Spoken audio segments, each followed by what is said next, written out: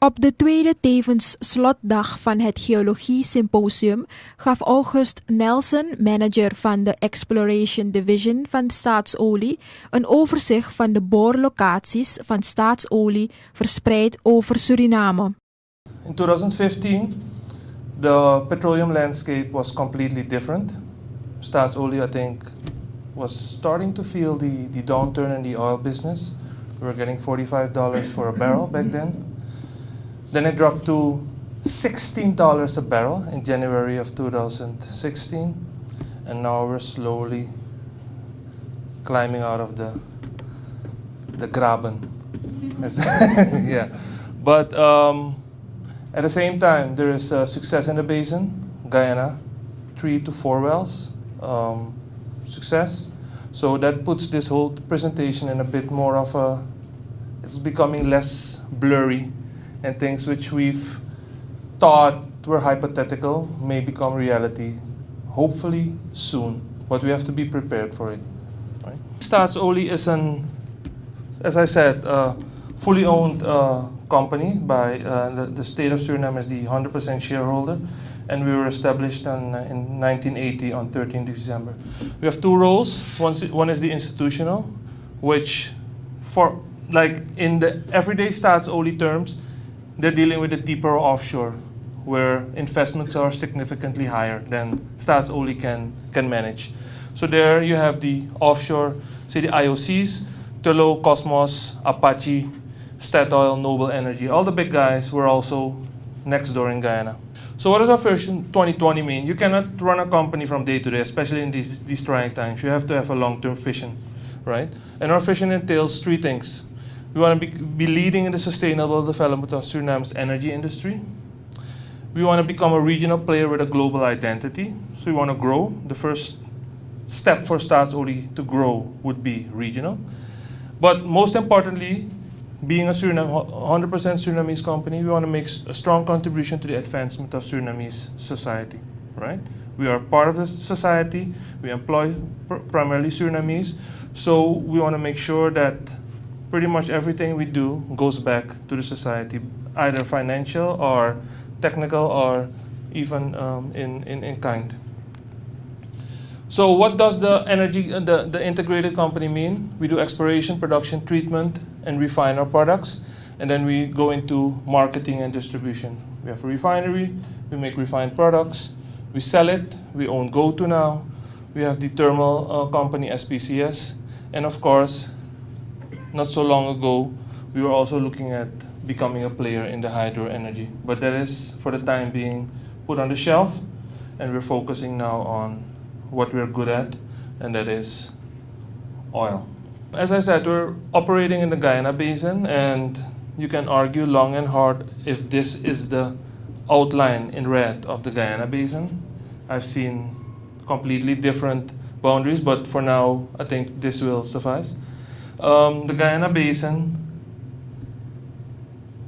I think we all know the story, the opening of the late Jurassic, then the counterclockwise rotation in early Cretaceous, and now the drift phase, which we are still part of between Africa, the Americas, and Europe.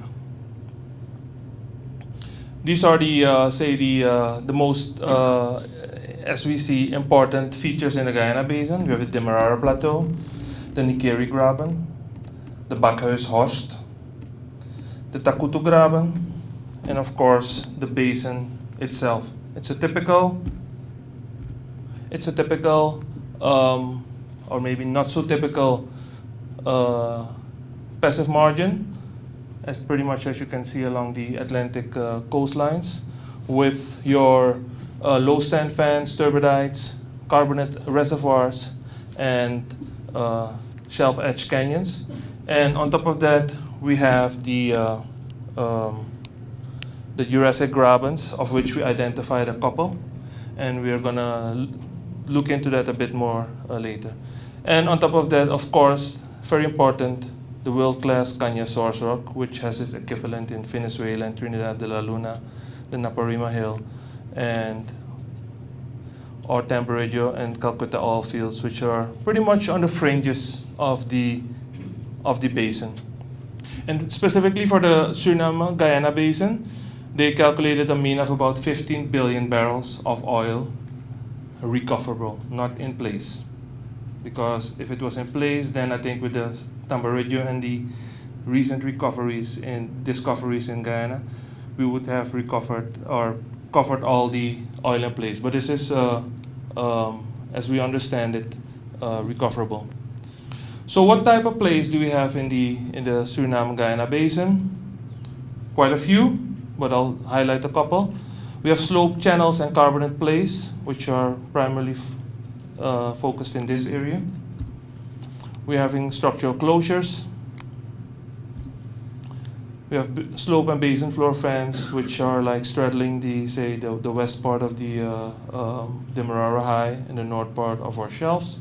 So it bends like this. And of course, the graben plays. Of course, yeah, there's one smaller graben. There should be one here, but the person who made this, this was made before we had the new data. So some graben plays, which are drawing some attention, as I may say. And maybe to highlight, maybe on a different level of detail, Staats only shot the 3D in the near shore, north of the fields. We call it Block 4 then.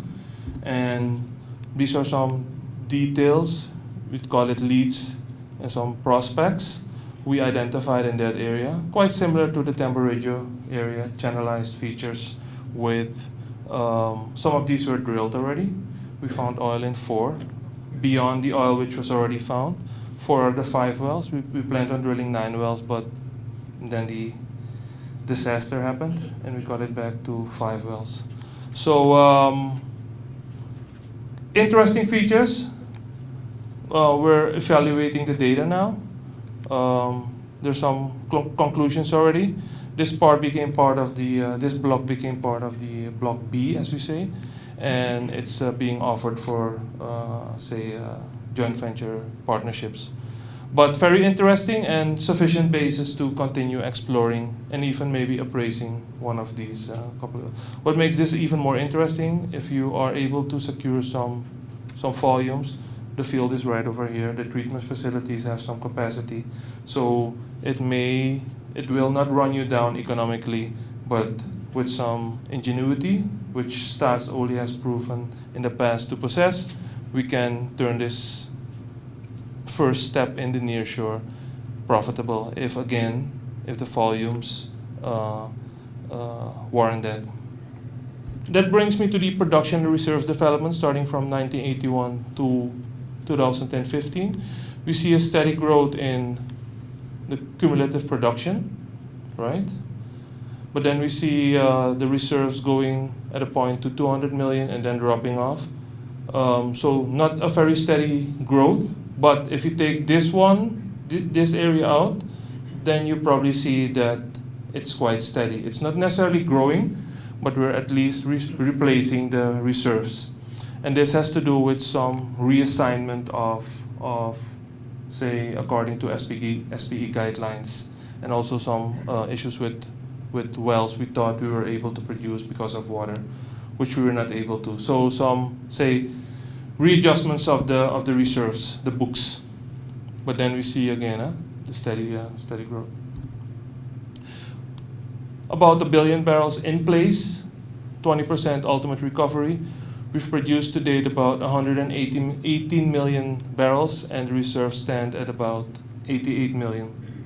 We have the Staatsoli Power Company, which was established in 2006, and we sell our power to the government. We have a PPA with the government, and also we deliver power to ABS depending on their needs. And last but not least, it powers the refinery to ensure a steady flow of energy or power, so the refinery does not drop in performance. And that brings me to I think the most important slides. As I started my presentation, we're a state-owned company, but we conduct our business as a business, and we're allowed to carry that way. And this has, in blue, it's the net revenues. the brown is the earnings before tax, and say in orange, it's a tax and dividend to the government. And of course, you can see a steady growth all the way to 2014, where we got $96 for $85 for a barrel. In 2012, it was 101, and in 2015 it dropped to 45, and now it's about I think in the 20 range. In 2016, it was in the 20 range. So these are our say our financial figures, and of course we're not a huge company, so we don't have an impact on the price setting. We're following the price, and we reference our price to the WTI, and of course with some penalties for sulfur and such. But the performance, of course, has been heavily impacted by the oil price, and so has the dividend and the tax. But it's that's obvious. Just a little piece on the company Tullow Oil. We're a little bit younger than Staatsolie. We were founded in 1985, and in fact our founder is still our CEO, although he's announced his retirement in April of this year, so there will be very much a changing of the guard in the company in the next 12 to 24 months. Presently we are operating in 18 countries around the world. You can see them on the map there, in Africa and South America, in Europe and in Asia. And to give you a key of the colour code there, we get most of our production from the countries in the paler colour. The darker colours are the countries where we have exploration as our primary focus. We have more than 100 licenses, more than 250,000 square kilometres under licence. We are producing from 68,000 fields, and we're producing just under 72,000 barrels of oil per day. Looking at a little bit more detail of where we're operating in South America, we're currently in really 4 countries. There are 5 up here: Jamaica, Guyana, Suriname, French Guyana, and Uruguay. We're a little bit in half out situation in French Guyana. We have relinquished our exploration license there, but we still have an application in for a second license, which is still pending. So we're not currently active in French Guyana at the moment. So what I'm going to do in the next 20 to 25 minutes is just to talk you through, if you like, the geological journey that we have made to get us where we are today. And this is where we are today. You can see we have quite a strong position in the basin. We have 2 blocks, Block 47 and Block 54 in Suriname, and the jewel in the crown right now is the Araku prospect, which, as August mentioned, we plan to drill later this year, and we're very excited and looking forward to that. We're drilling that along with our partners, Statoil of Norway and Noble Energy of the USA. We also are active next door in Guyana. We operate the Orandag license there, and we are a non-operator along with Repsol of Spain in the adjacent Canuco license.